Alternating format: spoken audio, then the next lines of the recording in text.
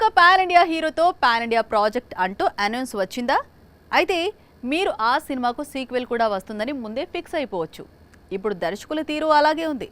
ముందు pan India project అంటారు, సగం షూటింగ్ కంప్లీట్ అయిన తర్వాత సీక్వెల్స్ అనౌన్స్ చేస్తారు. టాక్సిక్ కూడా అదే దారిలో వెళ్తోందని ప్రచారం సాగుతోంది. పాన్ ఇండియా సినిమాను రిలీజ్ చేసి ఆ సినిమాకు వచ్చిన కలెక్షన్స్ చూసి ఆ తరువాత సీక్వెల్ ప్లాన్ చేయడం ఓల్డ్ ఫార్మాట్. ఇప్పుడు పాన్ ఇండియా ప్రాజెక్ట్ అంటూ సినిమాను స్టార్ట్ చేయాలి. ఆ తరువాత సీక్వెల్ కూడా వస్తుంది అంటూ అనౌన్స్మెంట్ ఇవ్వాలి. బాహుబలి నుంచి ఇండియన్ సినిమాలో ఇదే ట్రెండ్ కనిపిస్తోంది.